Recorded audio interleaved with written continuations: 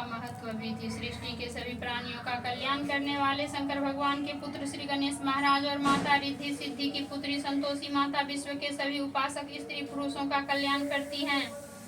अपना व्रत करने तथा कथा सुनने वाले स्त्री के धन संपत्ति से भंडार भरकर संतोषी माता उन्हें पृथ्वी लोक के सबसे बड़े सुख यानी संतोष धन से आनंदित करती है। व्यवसाय में दिन दुगना और रात चौगुना लाभ होता है, शोक विपत्ति नष्ट होती है और मनुष्य चिंता मुक्त होकर जीवन यापन करता है। संतोषी माता के विधिवत व्रत करने, गुड़ और चने का प्रसाद ग्रहण करने से कन्याओं को सुयोग वर मिलता है। स्त्रियां सदा सुहागिन रहती है, निसंतानों को पुत्र की प्राप्ति होती है। जीवन में सभी मनोकामनाएं संतोषी माता के व्रत से पूरी होती है। बोलो संतोषी माता की जय। संतोषी माता का व्रत शुक्रवार को किया जाता है। शुक्रवार को सूर्योदय से पूर्व उठकर स्नान आदि करके मंदिर में जाकर संतोषी माता की पूजा करे। फिर पूजा के समय एक कलश में ताजा स्वच्छ जल भरकर रखे, उस कलश पर एक पात्र रखे और उस पात्र में गुड़ और चने भरकर रखे। घी का दीपक जलाकर संतोषी माता की कथा सुने या स्वयं पुस्तक पढ़कर उपस्थित भक्तजनों को व्रत कथा सुनाए। संतोषी माता की व्रत कथा को सुनते अथवा दूसरों को सुनाते समय गुड़ और भुने हुए चने हाथ में रखे। व्रत कथा समाप्त होने पर संतोषी माता की जय बोलकर उठे और हाथ में लिए हुए गुड़ और चने गाय को खिलाएं। कलश पर रखे गए गुड़ और चने को प्रसाद के रूप में उपस्थित सभी स्त्री पुरुषों और बच्चों को बांट दे। कलश के जल को घर के कोने कोने में छिड़क कर घर को पवित्र करे। शेष बचे हुए जल को तुलसी के पौधे में डाल दे। संतोषी माता के व्रत में खटाई का किसी भी रूप में प्रयोग नहीं करना चाहिए। संतोषी माता के प्रसाद के लिए 1.25 रुपये के गुड़ और चने बहुत होते हैं, क्योंकि संतोषी माता अपने भक्तों के 1.25 रुपये के गुड़ और चने के प्रसाद को बहुत पसंद करती है। संतोषी माता भक्तों की मनोकामना को बहुत महत्व देती है। सच्चे हृदय से व्रत करने वाले स्त्री पुरुषों की मनोकामना संतोषी माता बहुत जल्दी पूरी करती है। संतोषी माता की अनुकंपा से जब व्रत करने वाले स्त्री पुरुष की मनोकामना पूरी हो जाए तो उसे व्रत का उद्यापन करना चाहिए। उद्यापन में 2.5 सेर गेहूं के आटे की पूरी, हलवा, खीर व चने का साग बनाएं। किसी भी वस्तु में खटाई का प्रयोग न करें। उद्यापन के दिन विधिवत घी का दीपक जलाकर संतोषी माता की पूजा करें। फिर आरती के बाद सबको गुड़ और चने का प्रसाद बांटे। कलश में भरे जल को घर में छिड़क कर घर पवित्र करे। उसके बाद घर परिवार के 8 छोटे लड़कों को भोजन कराए। घर परिवार के लड़के ना मिले तो आसपास के लड़कों को बुलाकर भोजन कराएं।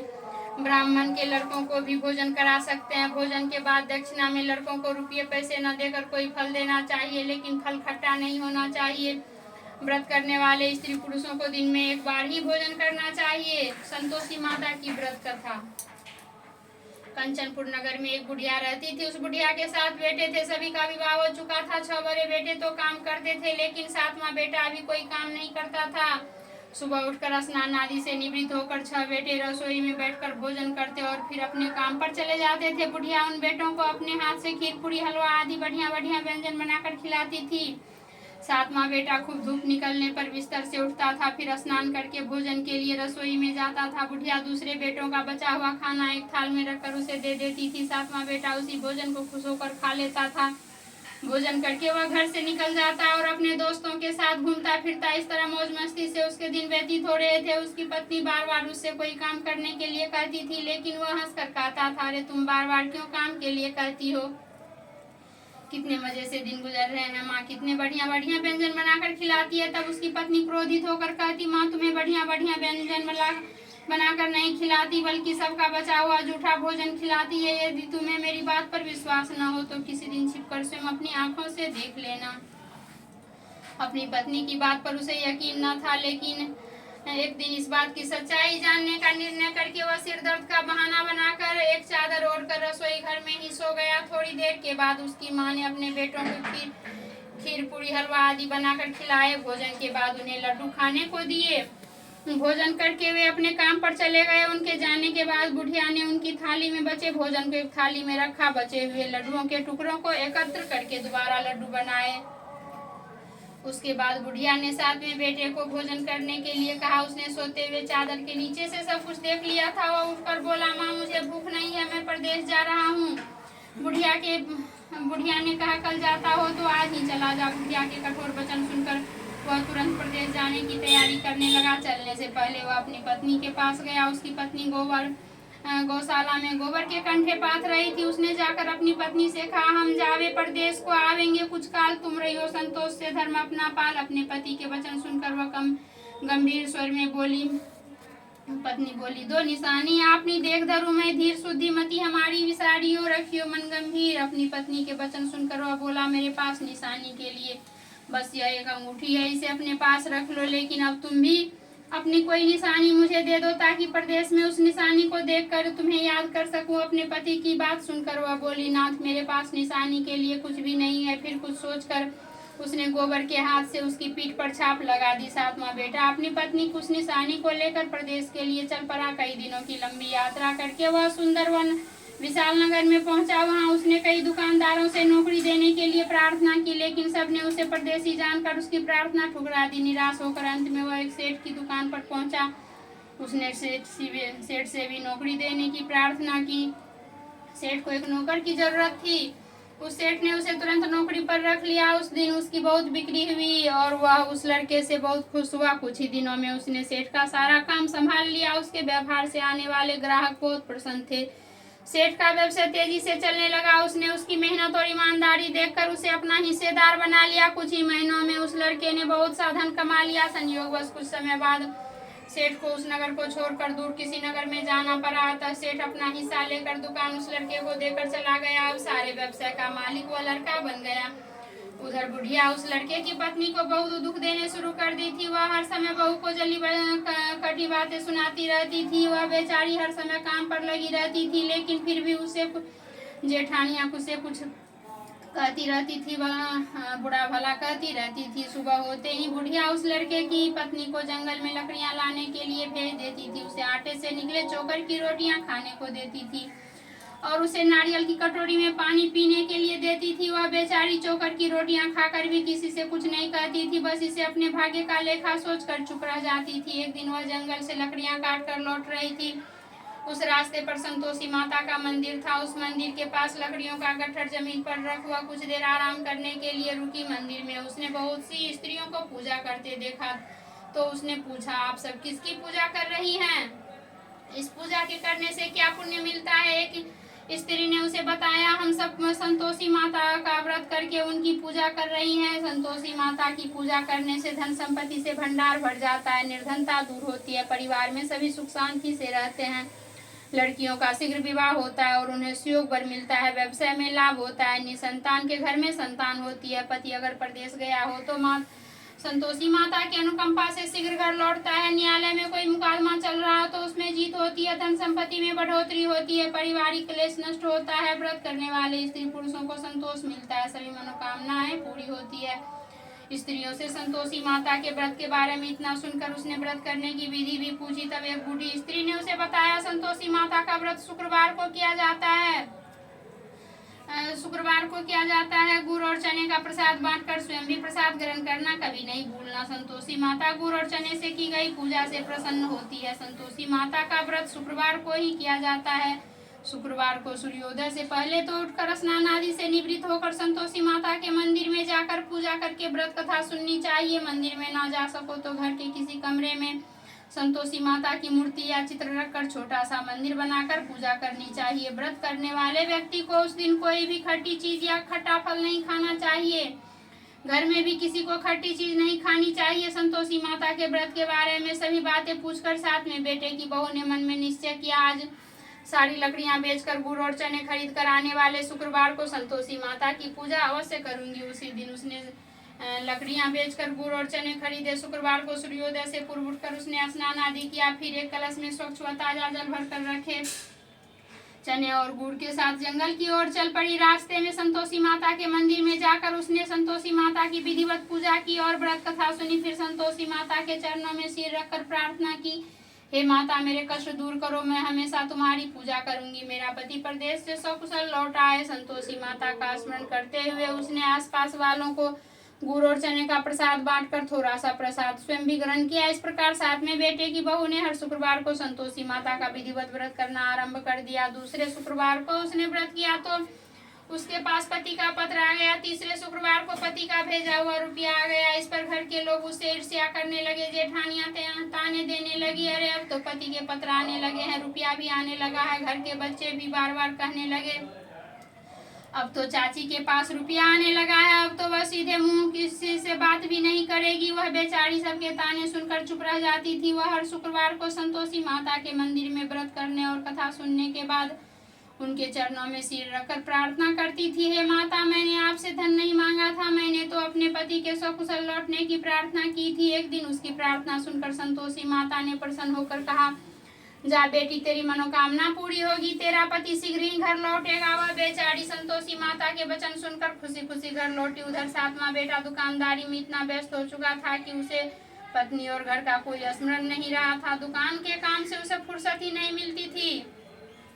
संतोषी माता उस बेटे की इतनी व्यस्तता देखकर बहुत परेशान हुई। तब बहुत सोचकर संतोषी माता ने उस बेटे को स्वप्न में दर्शन देकर कहा, धनी साहूकार सो रहा है या जाग रहा है? वह बोला, हे माता, मैं जाग नहीं रहा और सो भी नहीं रहा, आप मेरे लिए आज्ञा करें। संतोषी माता ने कहा, तूने प्रदेश में आकर इतना धन कमाया, पर क्या तुझे अपनी पत्नी का भी कुछ स्मरण है? उसने कहा, हे माता, मुझे अपनी पत्नी का तो स्मरण है, लेकिन इस दुकान से कहीं जाने का मुझे अवकाश ही नहीं मिलता। अब देखो ना, सारा रुपया व्यवसाय में लगा हुआ है, जब तक सारा रुपया वापस नहीं आ जाता मैं अपने घर कैसे जा सकता हूँ? संतोषी माता ने कहा, कल सुबह उठकर संतोषी माता का नाम लेकर मंदिर में घी का दीपक जलाकर पूजा करना और फिर दुकान पर जाकर संतोषी माता के नाम का दीपक जलाकर प्रणाम करके काम शुरू करना। शाम होते होते उधार दिया धन लौट आएगा। इतना कहकर संतोषी माता उसके स्वप्न से अंतर ध्यान हो गई। सुबह उठकर उसने अपने मित्रों से स्वप्न की बात कही। वे सब उसका मजाक उड़ाने लगे, लेकिन उसका मन नहीं माना। उसने संतोषी माता पर पूरा विश्वास करके मंदिर में जाकर घी का दीपक जलाया। दुकान पर भी दीपक जलाकर संतोषी माता का स्मरण करके काम शुरू किया। उस दिन संतोषी माता की अनुकंपा से सचमुच चमत्कार हो गया। उधार सामान ले गए लोग जल्दी जल्दी रुपया लौटाने लगे। देखते ही देखते रुपयों का ढेर लग गया। शाम तक सारा धन लौट आया। दुकान का सारा सामान भी हाथों हाथ बिक गया। अब संतोषी माता को नमस्कार करके वह अपने घर लौटने की तैयारी करने लगा। उधर साथ में बेटे की पत्नी प्रतिदिन की तरह जंगल से लकड़ियां काटकर घर की ओर लौट रही थी। लकड़ियों का बोझ अधिक होने के कारण उसने मंदिर के पास गट्ठर उतारकर मंदिर के चबूतरे पर बैठकर थोड़ा सा विश्राम किया। तभी उसे दूर से धूल उड़ती दिखाई दी। उसने संतोषी माता से पूछा, हे माता, आज यह धूल कैसी उड़ रही है? माँ ने प्रसन्न होते हुए कहा, आज तुझे तेरी पूजा का फल मिलेगा। तेरा पति प्रदेश से लौट रहा है, यह धूल उसके लौटने से उड़ रही है। अब तू इन लकड़ियों के 3 हिस्से कर, एक हिस्सा नदी के किनारे रख, दूसरा हिस्सा मंदिर में रख दे और तीसरे हिस्से को सिर पर रखकर घर ले जा। तेरा पति लकड़ियां देकर रुकेगा, लकड़ियां जलाकर भोजन बनाकर खाएगा और फिर घर जाएगा। तू घर पहुंचकर लकड़ियों का गट्ठर आंगन में डालकर कहना, सासू जी लकड़ियों का गट्ठर ले आई हूँ, चोकर की रोटियां और नारियल की कटोरी में पानी दे दो। फिर पूछना, आज घर में कौन मेहमान आया है? संतोषी माता की बातें सुनकर वह खुश होती हुई घर की ओर चल पड़ी। कुछ देर बाद उसका पति वहां पहुंचा और लकड़ियों का ढेर देखकर उसने भोजन बनाकर खाया। फिर कुछ देर विश्राम करके घर पहुंचा। उधर बहू ने लकड़ियों का गट्ठर जमीन पर डालते हुए जोर से आवाज लगाई, सासू जी लकड़ियां ले लो, चोकर की रोटियां दे दो, नारियल की कटोरी में पानी दे दो, आज घर में कौन मेहमान आया है? यह सुनकर उसकी बुढ़िया सास बोली, बहू ऐसा क्यों कहती हो? तेरा पति ही तो प्रदेश से आया है, नहा धोकर मीठी खीर खा, नए कपड़े पहनकर पति के पास बैठ। उसके पति ने कमरे की खिड़की से सब कुछ देखा और सुना। उसने कमरे से बाहर आकर भिखारी की तरह खड़ी अपनी पत्नी को देखकर कहा, माँ यह औरत कौन है? माँ ने कहा, बेटे यह तेरी बहू है, जब से तू प्रदेश गया है तभी से इसने ऐसा हाल बना रखा है।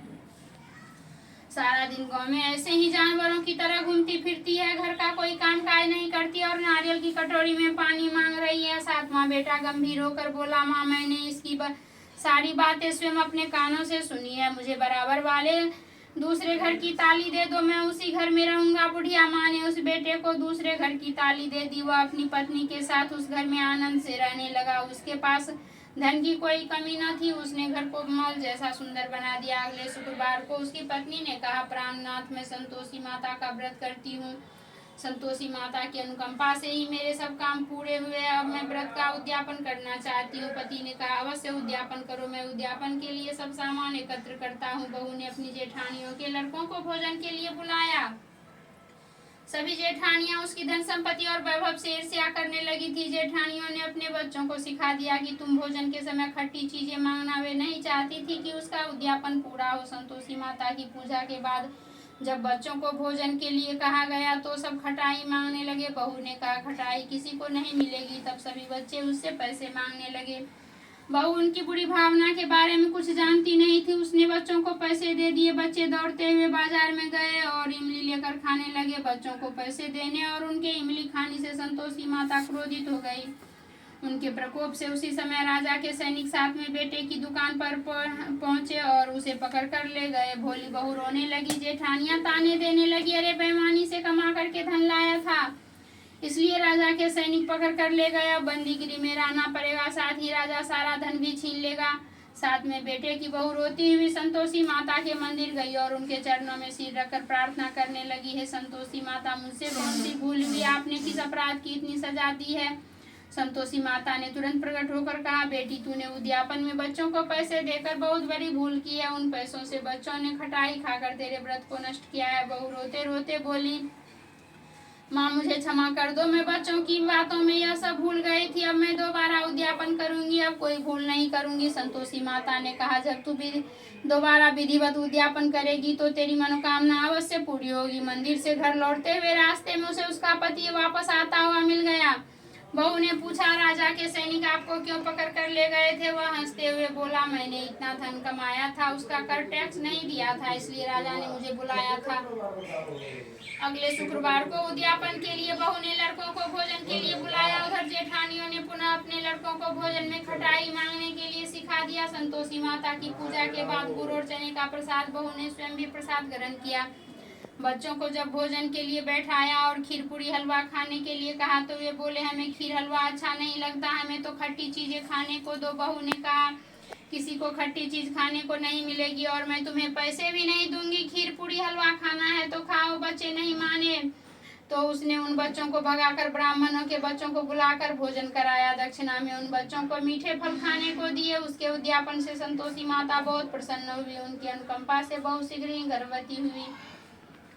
10वें महीने उसने एक सुंदर पुत्र को जन्म दिया। बहू प्रतिदिन उस बेटे को लेकर संतोषी माता के मंदिर जाने लगी। कुछ दिनों के बाद संतोषी माता ने सोचा, मैंने इसे जीवन के सभी सुख दिए हैं, अब इसकी परीक्षा लेकर देखती हूँ। यह सोचकर संतोषी माता ने एक बुढ़िया का रूप धारण किया और लाठी टेकती हुई बहू के घर पहुंची। बुढ़िया के सारे शरीर पर मक्खियां भिनभिना रही थी। उसे देख सभी मुंह सिकोड़ने लगते थे। बुढ़िया ने जाकर दरवाजा खटखटाया तो बहू की सास ने दरवाजा खोला और उसे देखते ही जोर से चिल्लाई, अरे लड़कों, इस गंदी बुढ़िया को भगाओ, मुझे तो ये कोई चुड़ैल नजर आती है, इसे भगाओ, नहीं तो यह किसी को सीधे खा जाएगी। लड़के उठकर भागे और उन्होंने अपने घर के दरवाजे और खिड़कियां बंद कर ली। छोटी बहू बराबर वाले घर की खिड़की से उस बुढ़िया को देख रही थी। उसने जल्दी से दरवाजा खोला और बुढ़िया के पांव छूकर अपने घर में ले गई। सास ने उसे रोका तो बहू बोली, आज तो बहुत खुशी का दिन है, मेरी संतोषी माता मेरे घर आई है। छोटी बहू का बेटा दूध पीने के लिए रो रहा था। बहू ने उसे दूध भी नहीं पिलाया और संतोषी माता की सेवा में व्यस्त हो गई। बुढ़िया सास क्रोध से बहू को बुरा भला कहने लगी। बहू बोली, सासू माँ, आज मेरी संतोषी माता मेरे घर आई है, इनका व्रत करने से ही मेरे घर में इतनी खुशियां छाई है। इतना सुनते ही वो सब उस बुढ़िया के पास दौड़े हुए आए और उनके पांव छूकर क्षमा मांगते हुए बोले, माँ हमें क्षमा कर दो, हमने आपको पहचानने में बहुत भूल की, हम आपके व्रत की विधि नहीं जानते हैं माता, अब हम भी आपका व्रत किया करेंगे। उन लोगों की प्रार्थना सुनकर बुढ़िया का रूप धारण किए संतोषी माता प्रसन्न हुई और उन्होंने संतोषी माता के व्रत की विधि बताई। बुढ़िया से व्रत की विधि जानकर संतोषी माता के व्रत करने से उन सब की मनोकामनाएं भी पूरी हुई। उनके घर में धन की वर्षा होने लगी। बुढ़िया के सभी बेटों का व्यवसाय खूब तेजी से चलने लगा। धन संपत्ति के भंडार भरने लगे। संतोषी माता का व्रत करने और व्रत कथा सुनकर गुड़ और चने का प्रसाद खाने वालों की भी सभी मंगल कामनाएं संतोषी माता पूरी करती है। व्यवसाय में दिन दुनी रात चौगनी तरक्की होती है। निसंतान स्त्रियों को पुत्र की प्राप्ति होती है और संतोषी माता का विधिवत व्रत करने वाली कुमारी कन्याओं को मनचाहा सुंदर और सुयोग वर मिलता है। बोलो संतोषी माता की जय। इति शुक्रवार व्रत कथा। जय माता।